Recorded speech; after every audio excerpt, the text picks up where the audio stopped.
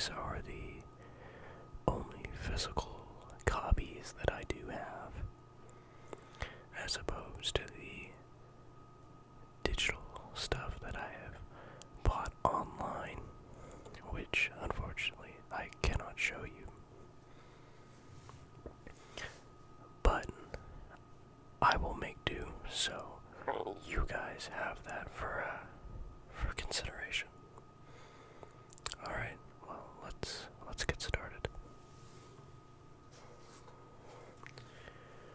So the first game is Ratchet and Clank. So Ratchet and Clank is a remake, or in some ways is almost a reboot of the highly acclaimed Ratchet and Clank series that came out a while ago, actually. Almost a success for the PS4. The thing is that I feel like it didn't really perform well, just commercially, because the film might have ruined or maybe tainted a lot of the experiences for some people. And some of the film is actually inside the game, which completely works really well. But the problem with the film is that the film feels very cut, almost like there was supposed to be a mission of some sorts that was never explained to you. As for the game fixes all of that. If you really like the Ratchet and Clank games, this is a great way to come back to the series. Ratchet and Clank Deadlocked, I believe. I can't remember the name. I think it was Deadlocked. That is my favorite Ratchet and Clank game. I remember doing Supernova. Oh, that was really fun. Definitely something to think about in the long run.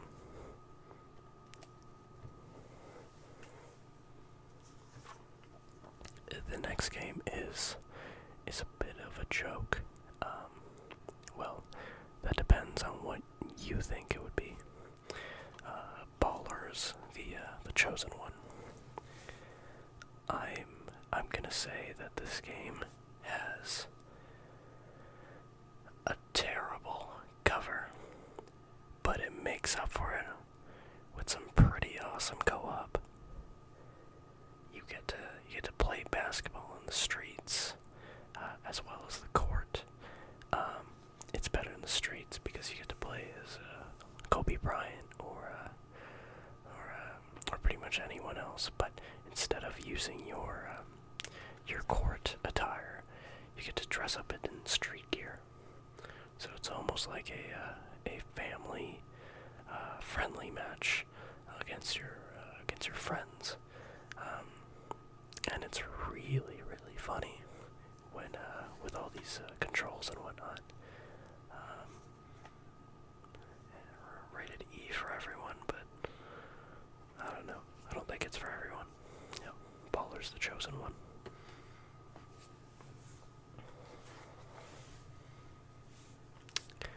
This game has amazing bosses. I honestly cannot get over the fact of how good these bosses are. The soundtrack really does help escalate the game to a certain degree. However,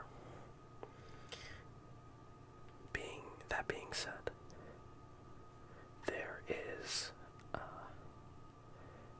a final mission in the game where you do have to beat the final boss, and it's gonna be the most disappointing thing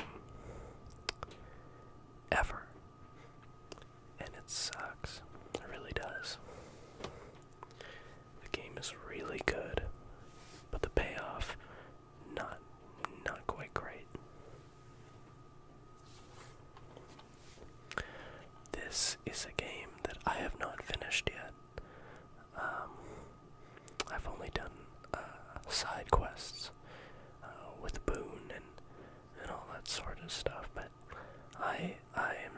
this game because it is a treasure, and I feel like if I rush it, then I'm only gonna do a disservice to myself. That is Fallout New Vegas. Fallout New Vegas has arguably a better world, better mechanics, and judging by a lot of people's consensus, people do consider this one to be better than Fallout 3. Do I agree? Yes and no. I feel like Fallout New Vegas is a very, very challenging game, and I feel like it's harder than 3. That being said, I feel like the atmosphere is just the one thing that I'm not quite sold on. The cowboy aesthetic of New Vegas, the sheer deserted map of this barren wasteland, as compared to the woefulness and the absolute complete disarray of leadership in the Fallout series, with all the stuff with the Brotherhood and in Fallout 3 specifically. I feel like that more of the tone and the atmosphere for that stuff fits way better in 3 than it does in New Vegas. I haven't finished the story though, so I might be wrong. I heard it's really, really good. But the thing is that I'm not playing it on PS3. I'm playing it on PC. So I do have mods, and I will finish it. I promise. Thank you.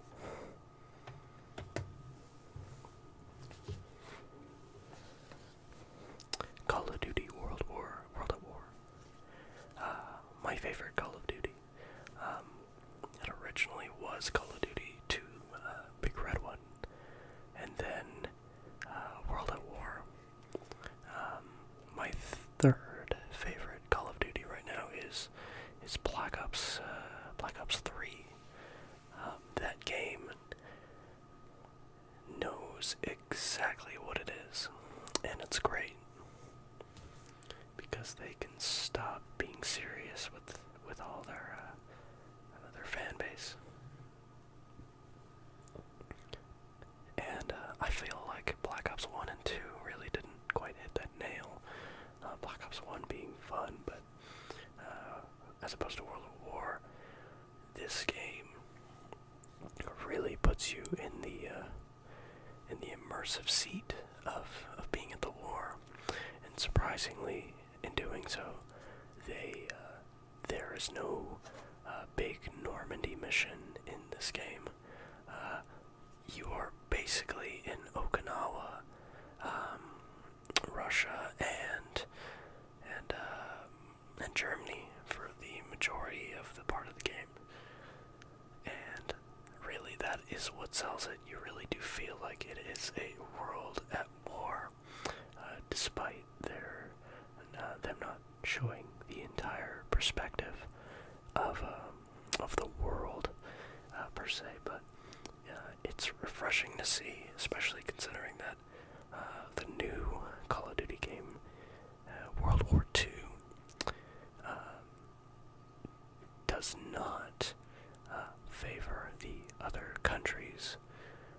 In fact, it almost belittles them. I have really nothing to say about this game, other than I think the driving mechanics are really, really, really good. But yeah, this is just one of those racing games that I do have, so try it out. I know Grid 2 was I remember when that came out, and I felt like it was the exact same thing. I got it for free though, so it wasn't that bad.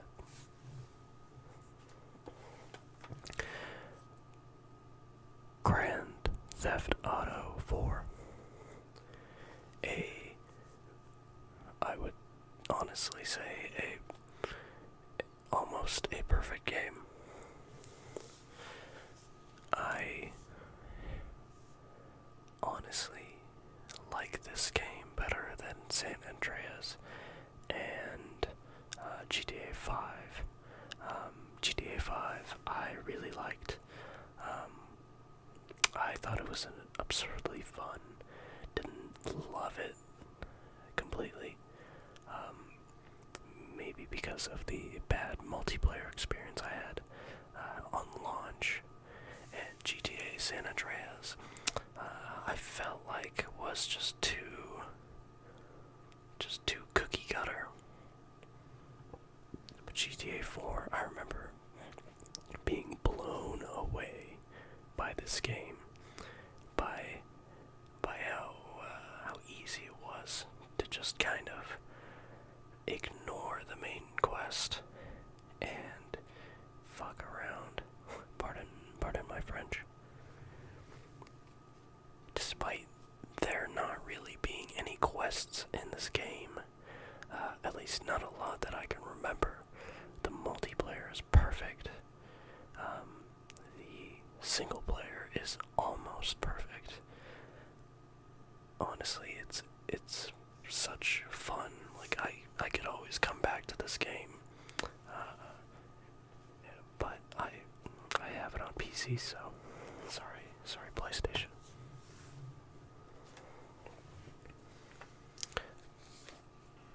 WWE SmackDown vs. Raw 2010, 10 actually.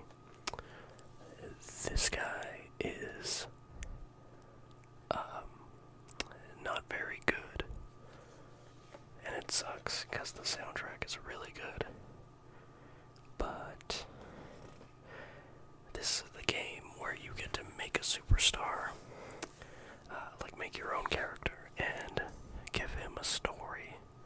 And it was the dumbest thing that as a company WWE could do for a video game release, because it was really hard to believe,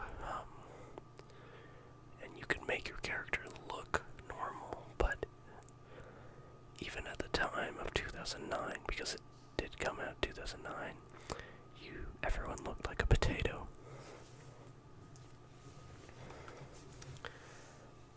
Sue me. I have not played Infamous. I am sorry, but I promise I will play it. It has amazing reviews. My first game that I've ever got, UFC 2009, Undisputed. A very visceral game. It's very intense, and the music is quite good too. But it gets pretty old very quick. There's not a lot you can do. It's a lot of sports games nowadays. Like, you just kind of get bored immediately.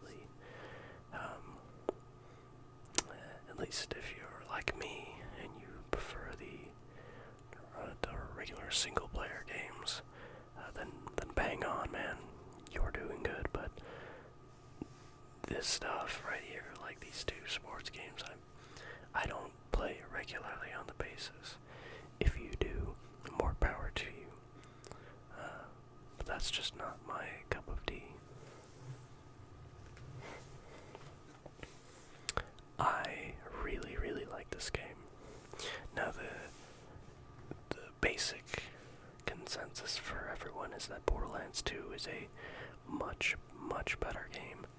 But surprisingly, I have more fond memories of the first one than I did with the second one. Borderlands 1, because the idea was so out there of millions of guns, and crazy enemies coming at you, and really funny bosses was just so enlightening, and it worked. The basic review that everyone gave it is that the story is quite moot, and that the second one improves that with its humor, and I agree 100%. But I personally had more fun with Borderlands 1.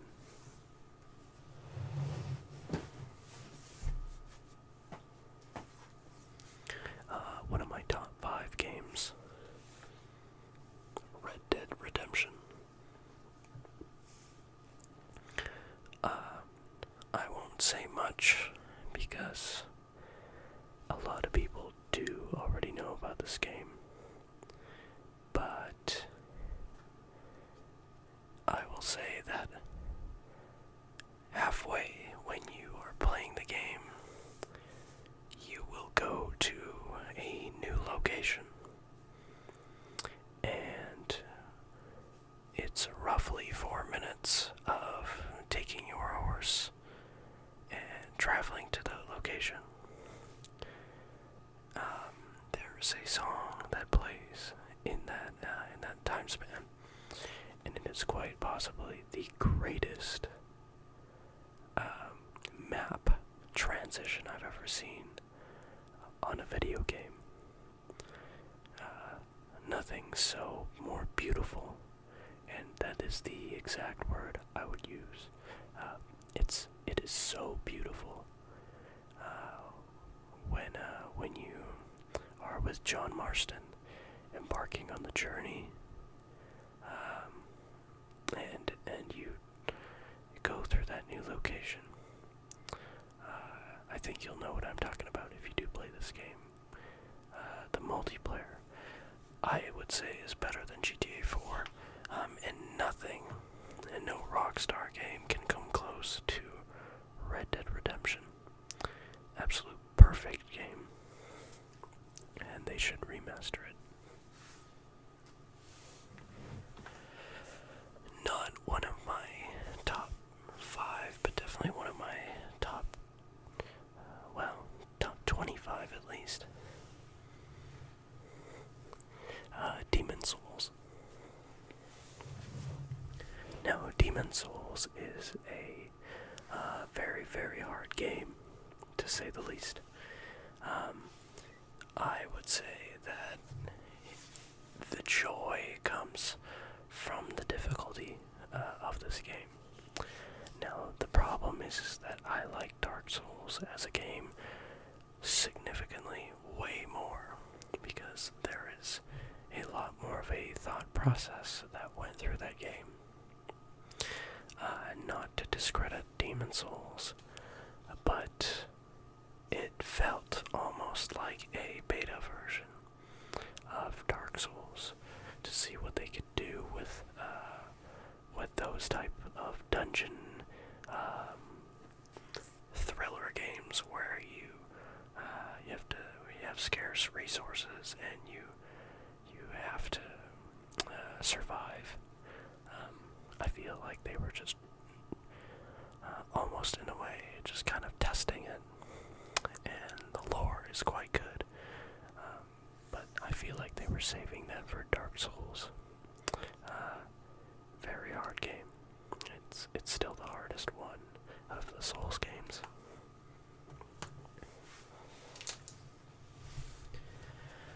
Metal Gear Solid 4.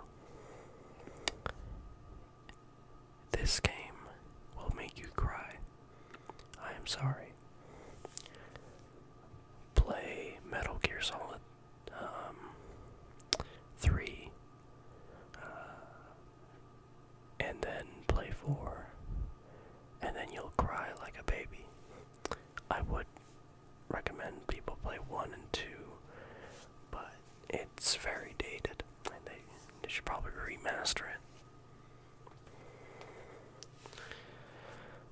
Metal Gear Solid is not my favorite franchise, but it's definitely one of those things that make a grown man cry.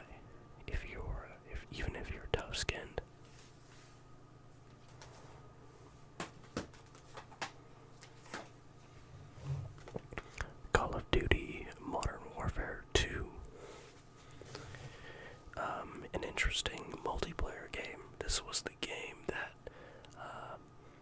kind of shifted first-person shooters into more tactile, but also fast and fast gunner gameplay shooters, in which the player can just pick up the controller and not really have a big thought process on anything. Now, whether or not that's a bad thing, that's really up to you, but Modern Warfare 2 is something that expands on the Call of Duty games. As much as people dislike it, I think it was almost revolutionary for a Call of Duty change, especially after World at War. Being my favorite Call of Duty game, Modern Warfare 2 was the much needed change for the series, and it was pretty much the first sequel within a sequel, and it really nailed its mark. Even though the game itself has a lot of flaws, I can appreciate it for what it is, and for investing all my time in it. Thank you, Call of Duty.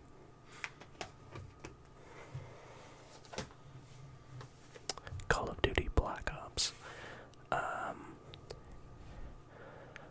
This game acted actually as a letdown initially, but the more I got to play it, the more I realized how much of a gem it was.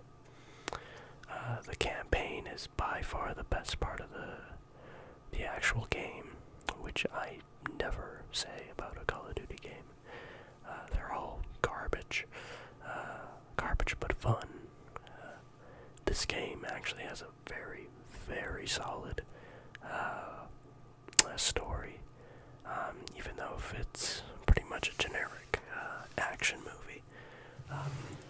It really does get you going, and there are some twists and turns in the story. There's some cool progression systems that they changed from Modern Warfare 2 into the newly appointed Black Ops, and it does work. It really does. The hype for this game was so real that it completely surpassed Modern Warfare 2.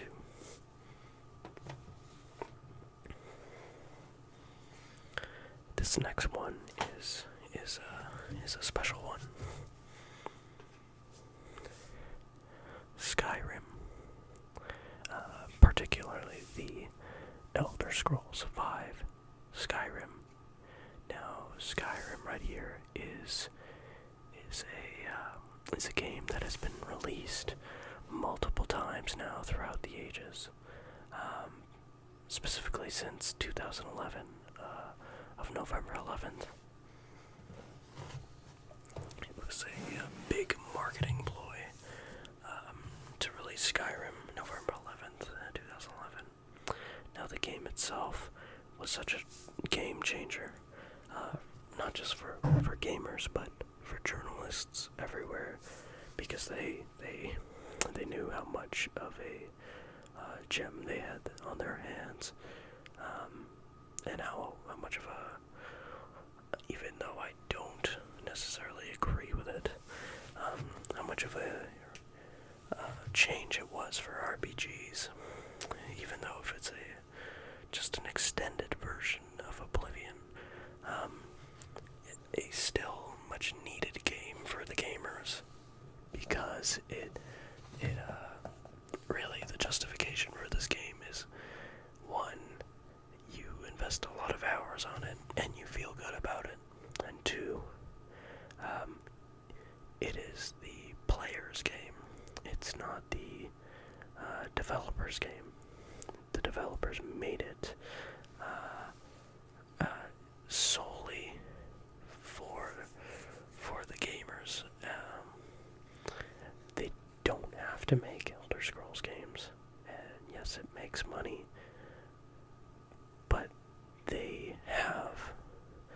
so many rich areas to explore, and they've pretty much explored it. If you study the lore, you'll know that there's only a couple places left to go in Skyrim, and it's even harder now because that Elder Scrolls Online is a bigger thing with people. But this game, people still talk about it, whether it's constructive or positive. The one thing that I can absolutely take away from this game is the soundtrack. The soundtrack I could listen to for years, and I will never be bored. It is honestly quite breathtaking, and it is the only soundtrack where I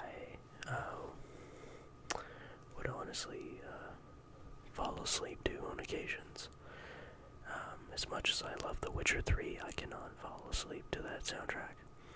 This, however, I can.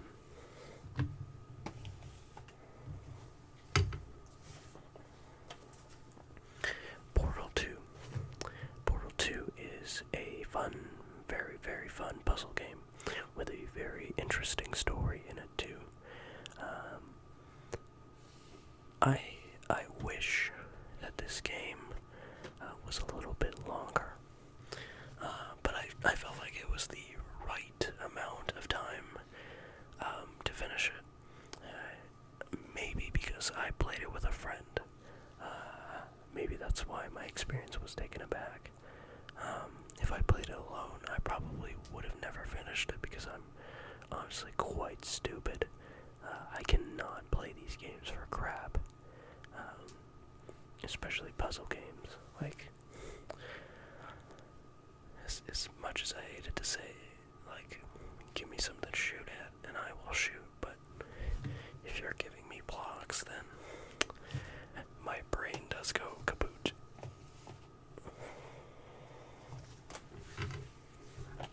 FIFA Soccer 10 is going to the garbage.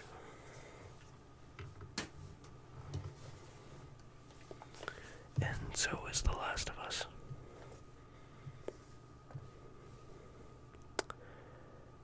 Now,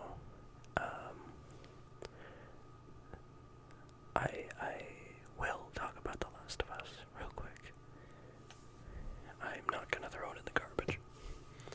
That is a bad move. Now I have this on PS4. Not the physical copy, but the actual remastered. The remastered digital. I got this, and it was one of the most talked about games before it even got announced. People knew that this game was coming out before Naughty Dog made an announcement. It wasn't necessarily secret, but it wasn't necessarily open either. Naughty Dog was very, very, very meticulous about that stuff. But somehow the people of Reddit and the people of 4chan and the people of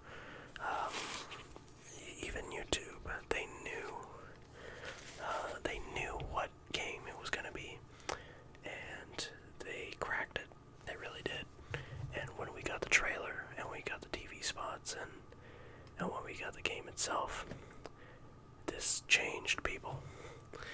And it is in my top 5, so I will put it in top of Red Dead Redemption. And I can honestly say that The Last of Us Part 2, that's what it's going to be called, right? That is honestly going to change my life, because Last of Us 1 changed me. A very, very emotional experience.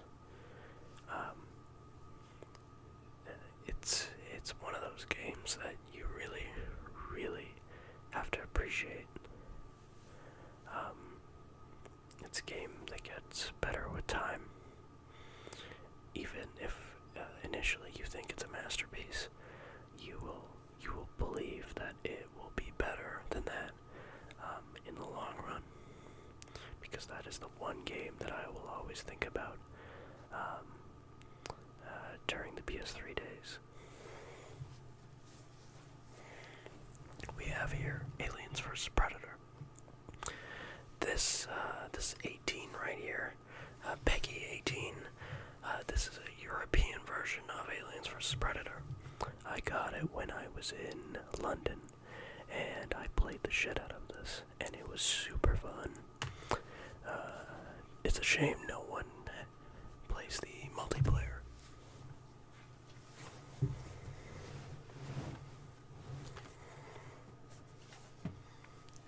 What I bring you now is Battlefield 3.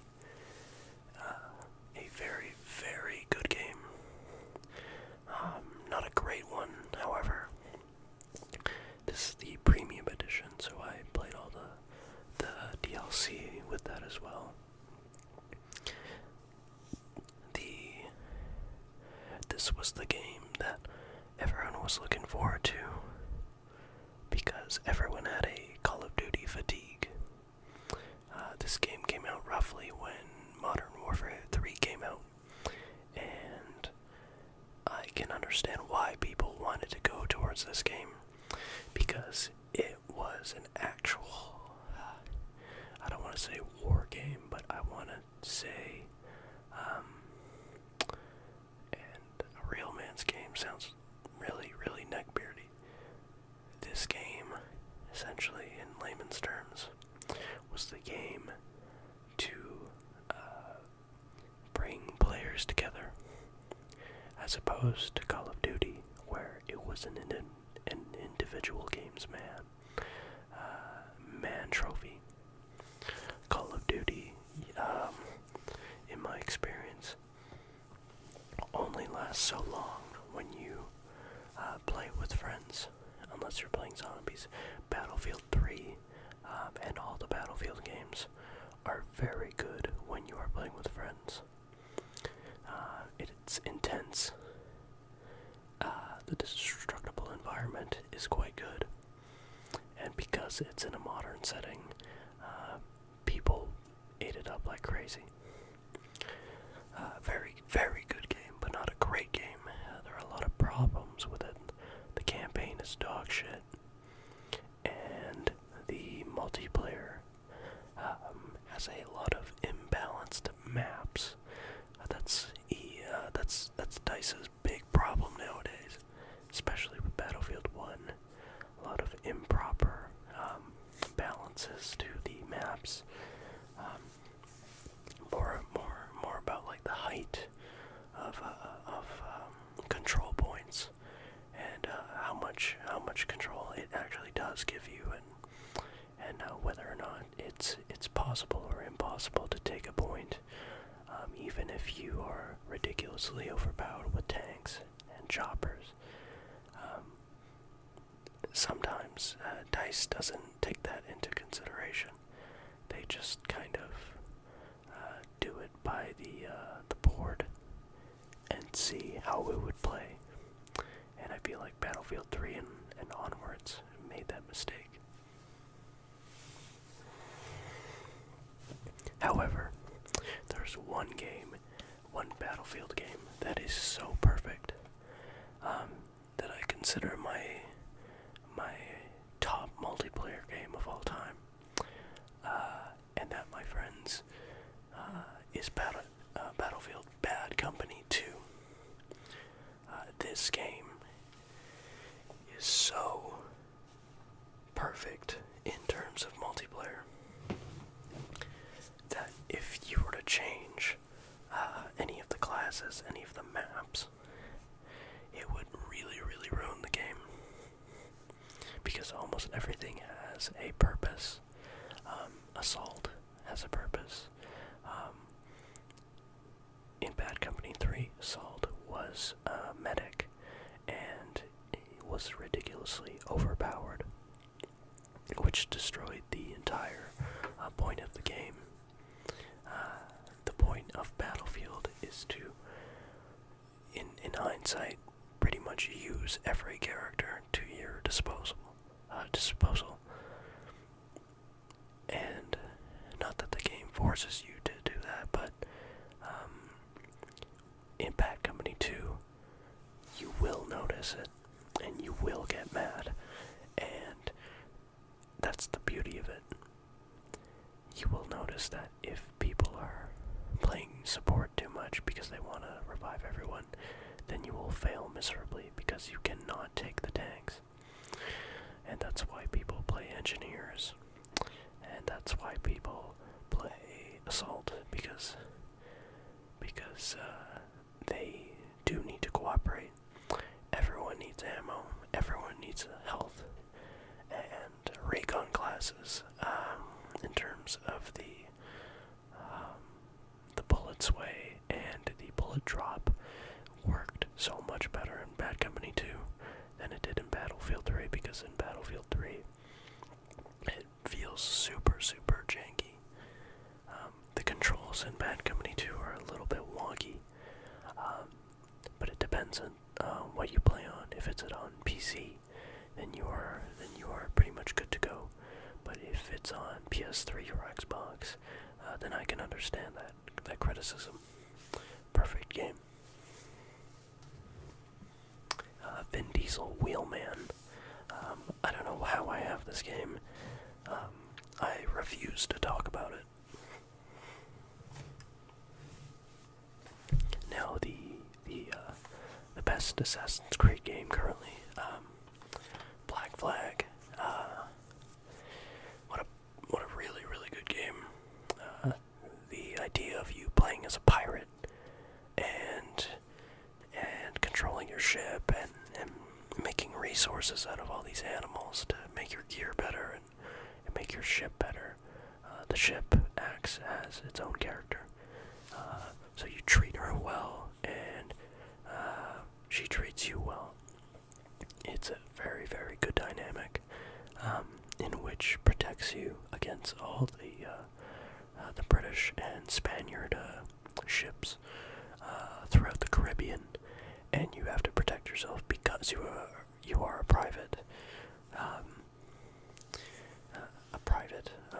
Did I say private? I meant to say privateer, but then I realized, yeah, he's a pirate. Not a very good Assassin's Creed game, but that's not the point. This is the best Assassin's Creed game because it's not an Assassin's Creed game. The more they divulge, the better it becomes. All the anima stuff was interesting, and then they fucked it up. This is the game where I consider the anima stuff to be the best, actually. The Assassin's Creed 3 was originally believed to be the final entry of the Assassin's Creed games. People were so hyped to believe that this game was the final game, even though some skeptics didn't believe it, and rightfully so, because they were right. But a lot of people believed that Desmond's story would end with this one, and that the Assassin's Creed games would be concluded with this, because one of the theories is that it's been building to 2012. 2012 being the Mayan number of the end of the world, and Ubisoft has been pretty clear about that stuff in all their Assassin's Creed games, indicating at it with theories and rumors and all that jazz. And then they ended, and everyone was like, well, I wasted my money, so there goes $60, or $80 if you're in Canada. Great soundtracks, by the way, but the games, especially 3, very rough. Revelations, now we're going down, and it has 1 included, so I'll talk about both. Revelations should not have been made. As much as a fan I am of this game, it should have been an expansion to Brotherhood. Going to Constantinople should have been an expansion for Brotherhood, because the plot is that you have to find 6 Eden discs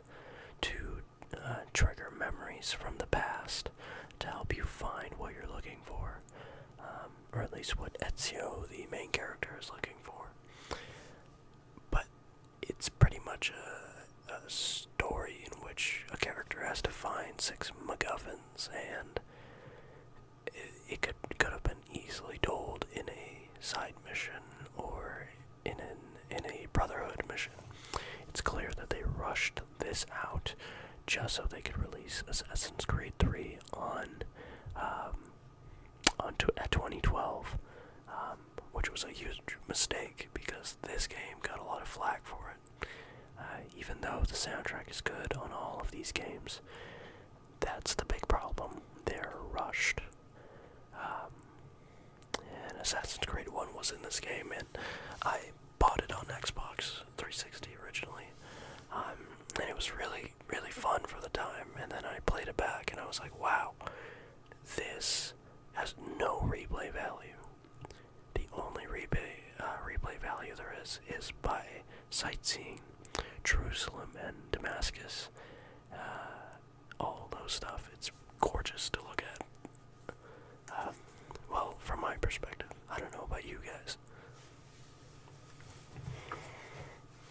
Now, this is the game that I was most hyped for, because 2 was a marvel. 2, I actually, now that we're talking about it, I'll bring up 2 right now because I want to talk about it. 2 is, I consider to be the perfect sequel, almost. Not a perfect game, but a perfect sequel, because it improved almost everything. But it was the game that said, listen, we are seriously making an IP out of this, and you guys better take us seriously, because we're going full throttle. And they did. They really did. They got everyone's attention. The story was a lot better. It wasn't repetitive, and the real takeaway was Ezio, the main character of who you play in Renaissance Italy. One of the most charming characters that we find in video games, and definitely one of the most memorable. It's a very tragic story for him, and that's what really, really makes it a lot more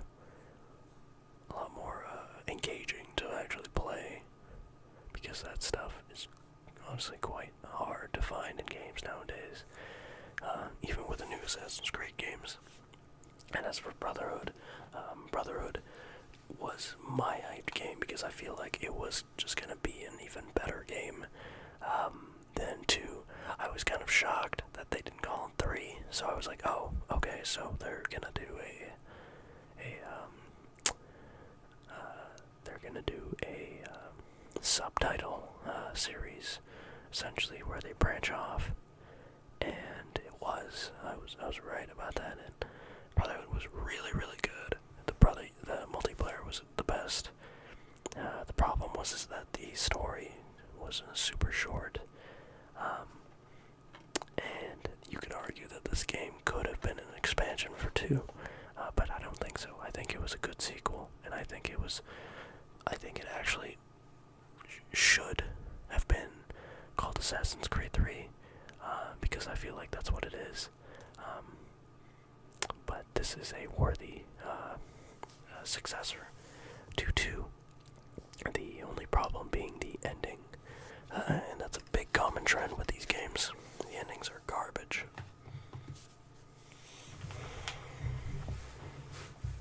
Black Ops 2, like I said, I'm not a big fan of the multiplayer, or the zombies for that matter. The campaign was really good, not as good as the first one, because the campaign in this got kind of bloated, and they just kind of went bananas with it. The soundtrack was good though, like it's made by the main guy from 9 Inch Nails, Trent Reznor. He's very, very good at what he does, so I always like some Trent Reznor.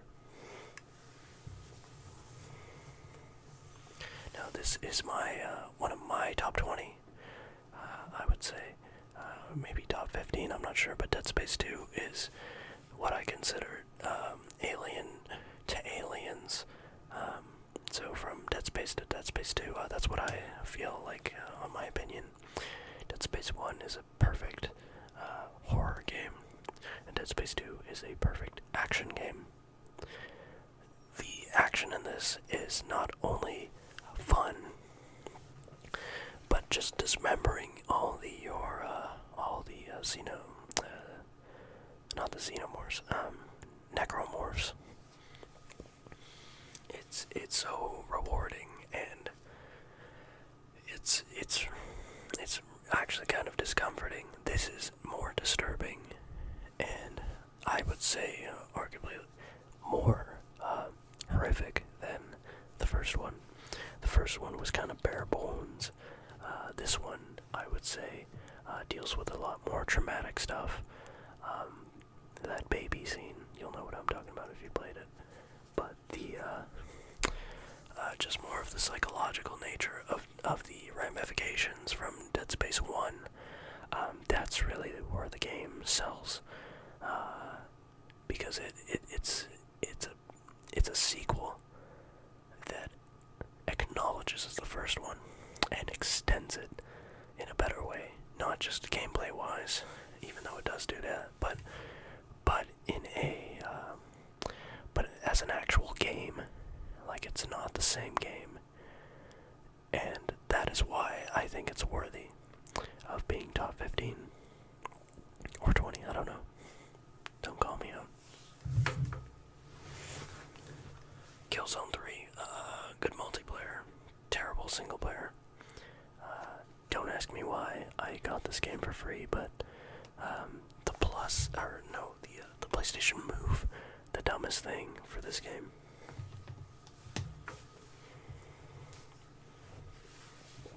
BioShock Infinite. This game was actually kind of controversial almost to a lot of people, because it dealt with a lot of serious issues. So the first one that I can think of was religion.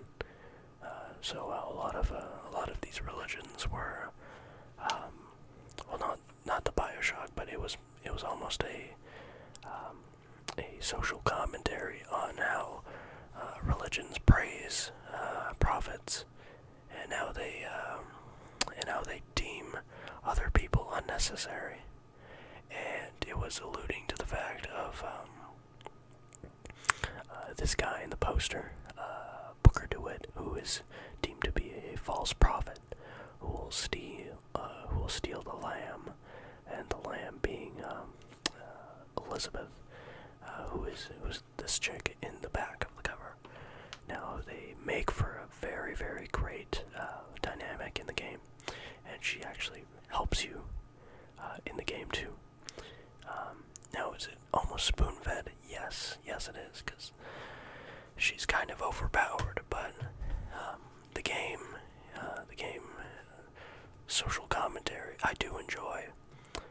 I do like the fact that they took up a risk with this game. After the success of BioShock 1 being one of the better games of the past decade,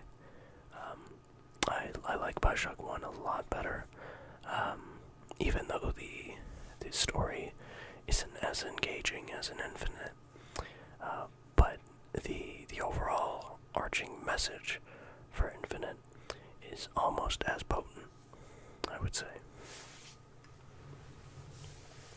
God of War 3. Now, a lot of people will give me a flack for this, but I feel like that the God of War 3 wasn't as good as 2 or 1. Maybe I'm in the majority. I'm not too sure, but I didn't read a lot about that. Now, 3 was pretty much almost a 9-hour boss battle, and it was great. It honestly was, but there's not a lot of levity to that when you have Kratos yelling for 9 hours. No room for emotional moment, no room for the gamer to breathe, and that was the intention.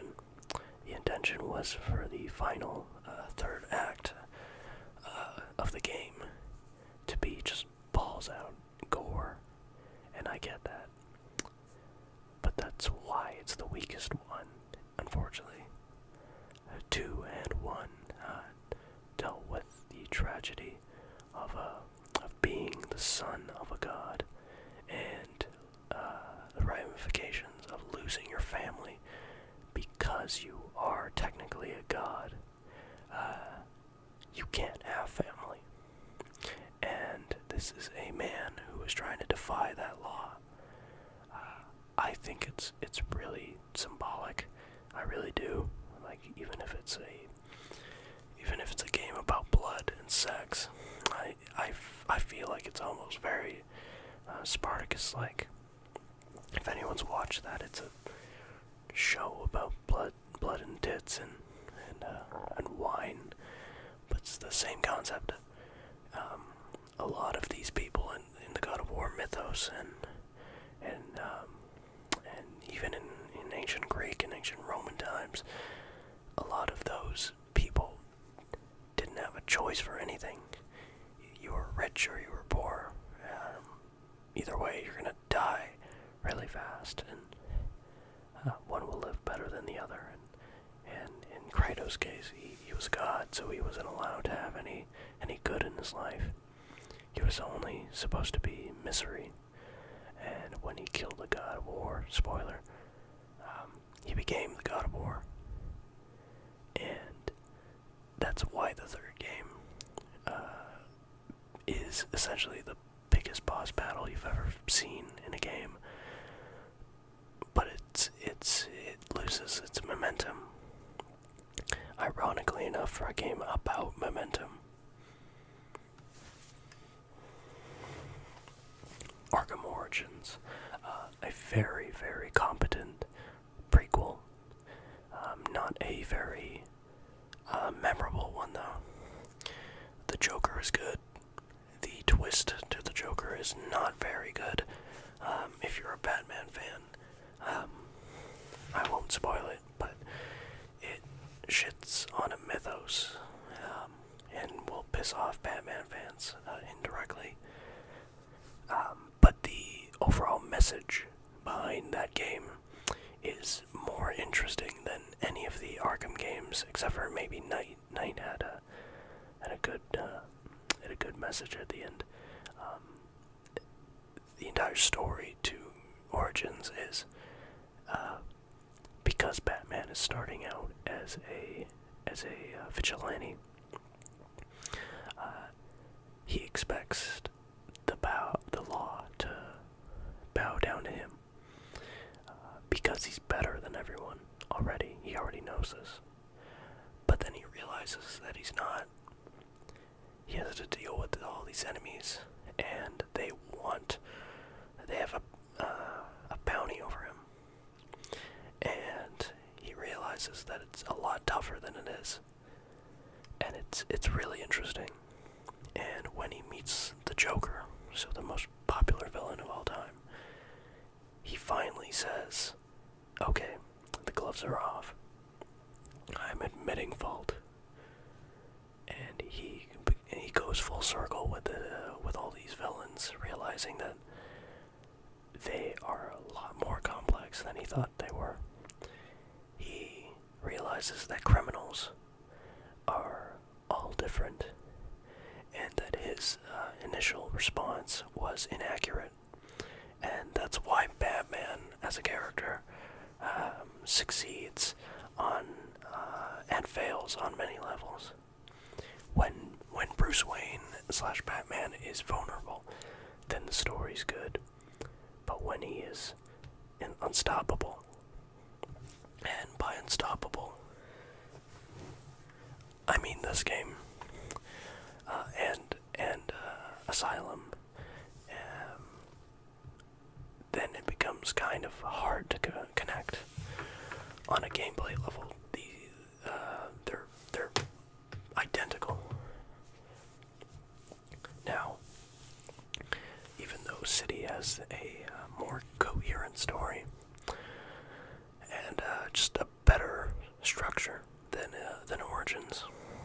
I feel like Origins, even though it reached for the bar quite a bit, I feel like at least it did something risky.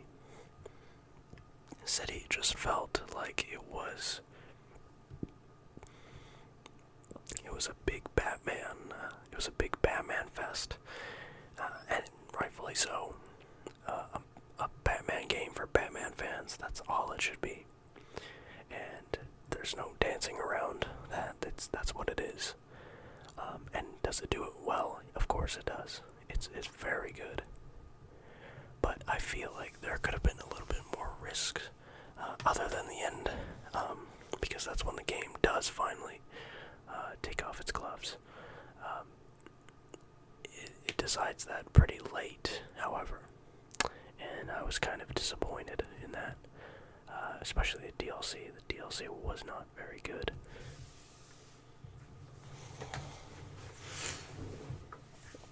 Homefront. This is a game that that's a game that I really do like, mostly because of all the multiplayer stuff that it had behind it. Now, if I'm correct, Homefront was, well, it wasn't the first, but it was the first multiplayer game in the span of Call of Duty's existence to almost popularize point systems. So that being said, Call of Duty rewards players for its kills, and Homefront rewarded people for how many objectives and kills you got. So the more you did, the more you could abuse the mechanics of the game, specifically the vehicles, and a lot of the machines as well, because it's a very, very machine-heavy game. And Call of Duty noticed that, and it's good, because they put game modes in that rewarded the point system, and that's what multiplayer should always be. Should always be point-based. Battlefield is like that, and Siege is like that, where the more you do objectives, the more points you get. A lot of times when I play Battlefield and Siege, I get more points with 0 kills than the guy that has 17, because I'm doing the objective, and he's not. He's too busy sniping, and that's the beauty of it, because I'm gonna level up faster than he is, even though I'm not getting crazy kills. That's the way I prefer to play it, right? Homefront was a good game. Small multiplayer, small campaign though. Alright, let's go full balls out. I want to make a video dedicated to these guys, but I will probably do that later. Uncharted 1, Drake's Fortune. Now that was the second game I got on the PS3, and that is when the PS3 said to me that it was going full out. That was when I realized, hey, I actually bought this thing, and I feel like I didn't waste my money, because this game sold me instantly. The controls on the PS3, while they're not good now, I would say on the remastered, it's a lot smoother. People say it hasn't aged. I kind of disagree. I still think the controls and the graphics still have aged very, very well. Now that being said, I don't think the overall experience has aged well. I will agree on that, because to a lot, it might just be a generic action game. There's not a lot of character moments. There's a lot of character quips, but that's because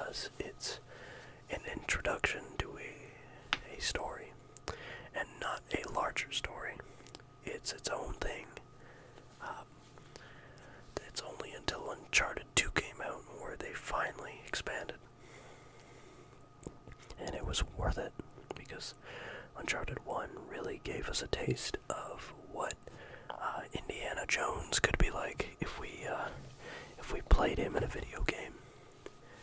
And it was good. It had good characters, and a very good story. The gameplay was, albeit challenging in some parts. It was fair. Very linear games. They are. And that all changed when Uncharted 2 came out, because 2 noticed some of the feedback for the first Uncharted game, and they noticed that Uncharted 1 succeeded because it was simple. Now, how do you make a simple game, but also more complex, challenging? And that's really what I'm going to focus on about Uncharted 2. This game challenged the gamer, not on a difficulty way, but challenged you as a story observer, and as someone who's watching Nate's journey. They challenge you to watch his misdoings and his adventure that completely fails on him. And honestly, that's why Uncharted 2 was such a hit, because it took a risk of being something more, but also something a lot less than what the first one was about. Because in actuality, the first one was just mainly about killing all those bad guys on the island to find the treasure. But the idea of Uncharted 2 being that you have friends that do care about you, and you realize middle in the way that maybe what you're doing is not worth it. Uncharted 1 touched on that maybe like 2 seconds and brushed it off completely. Uncharted 2 deals with that in at least 2/3 of the game. Not 2/3 into the game, but actually 2/3 of the game. The idea is that Nathan Drake is contemplating whether this whole Shambhala treasure thing is worth it, with Chloe and Sully, and they go for it, but they realize that the antagonists, Lazarovich and his henchmen, are a lot tougher than they appear, and it kind of changes when he finds Elena in there as well, because she is a reporter. It makes sense. And he starts kind of questioning, like, oh crap, like, there's no point to actually doing this now. The idea is that he's trying to save his friends, even if his friends don't want saving. And that's why it's called Among Thieves. Because they aren't as good as they are saying they are. Elena isn't a goody two-shoes girl. Chloe isn't a regular thief. And I would say the same for Flynn. Flynn is trying to do his best in a situation. He's making money. He's a businessman. And he betrayed his best friend for a little bit of coin. Not very ethical of him, but it's still a character. And it still means that Nathan's life is revolved around these bad people who have good aspirations, but occasionally do get swept under because of his wrongdoings, and that's why it's almost perfect. Because the entirety of Uncharted 2 is him screwing up everything. Him screwing up his friendship and him trying to recover. The idea of Shambhala being put on a side project is something good to consider. And I feel like they did that with Uncharted 3 as well. Because Uncharted 3, they focused on more personal stuff, like the relationship of Sully, more exclusively. My problem with that is that they should have stuck with Sully most of the game, because a good majority of it is cut off Sully, and then the game completely shifts from going from him to going to Elena. And that's alright. Like, those three original members are the center. But it almost feels just a little bit messy at some points. The team that made Uncharted 2 did not make Uncharted 3. There were different teams. The Uncharted 2 team made The Last of Us. That's why it's so well received. Uncharted 3 was made by the people who made Uncharted 1. And for a fair observation, Uncharted 3 has very, very good action. But the story is very similar to the second one as well, in which Nate is dealing with his friends again, and he's deciding whether or not it's worth it. It's almost very samey as Uncharted 2 Among Thieves. There are some good stuff, though. The plot essentially is escalated by another character named Charlie, which is great. He's great. But more on the fact that Nathan has come to terms in 2, and now that he's in 3, he got more reckless, because from 2 to 3 he married Elena and divorced her because it wasn't working out, and got a lot more reckless because he wants to get back into the game, and he already is. He's just doing not a very good job at it, as you can see from the opening scene. The idea behind Uncharted 3 is that Nate wants to keep going. He doesn't want his friends to hold him back, even though Elena and Sully are. He's slowly realizing that even though in Among Thieves he realized that they weren't as good as he was expecting them to be, that they are human as well, that they don't have the same needs that he does, that he needs to fulfill his almost wishes at some point, and that's blatantly clear in the Mirage sequence, which is probably the best part of the game, when he's going through the desert. Uncharted 3 is a very solid sequel. I would have been perfect if they ended it at 3.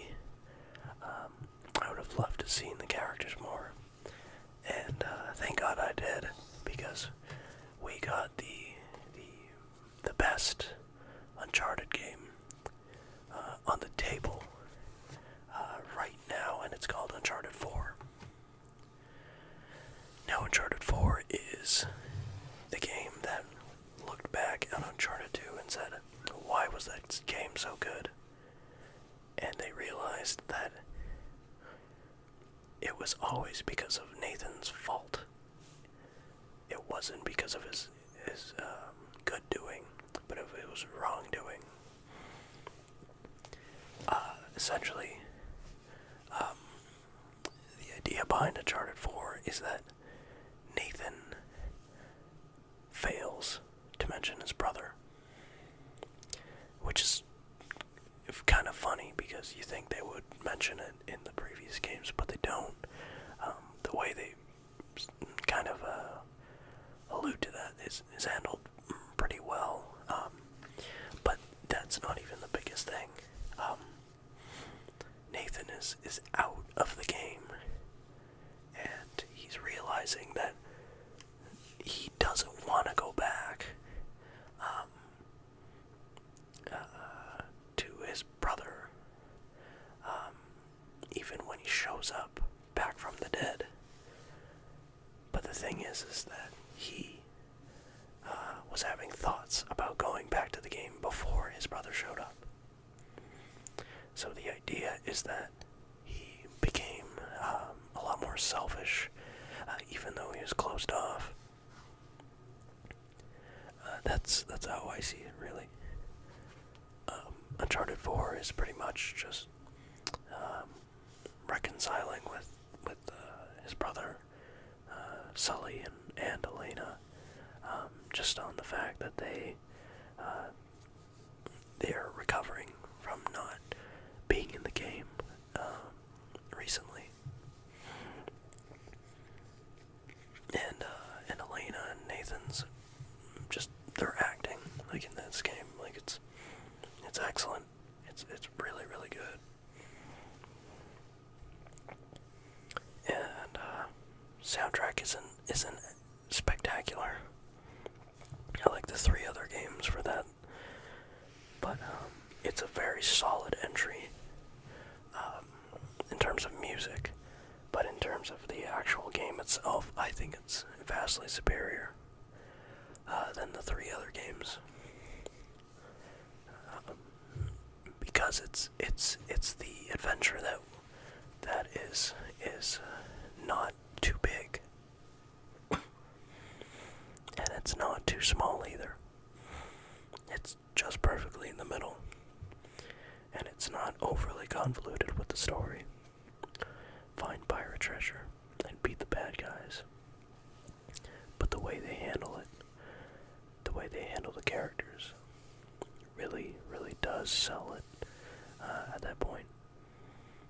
Because it's essentially The Last of Us, but without the zombies, and a lot less death, I promise. Because Nathan has to sacrifice all that crap.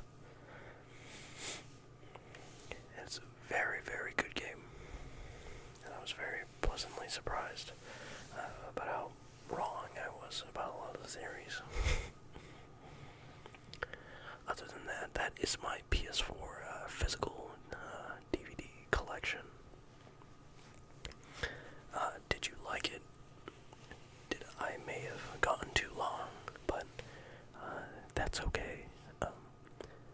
As long as you enjoyed the video, that's really all I care about. I've been leaning on my arm for the past hour and 16, so I should probably go bed now. But that was the PS3/PS4 showcase of all my collection. Did you like it? Do you want me to get more games? If so, I'm sorry I can't, because I play PC. But let me know. Let me know what else you would like to see. I have some movies too that I probably will release, and it won't be as long. But I feel like releasing older, other movies and memorabilia about this stuff would really gain traction. It's good stuff. But other than that, hope you guys are doing well. Let me know in the comment section what else you want to see. And if you enjoyed my video, please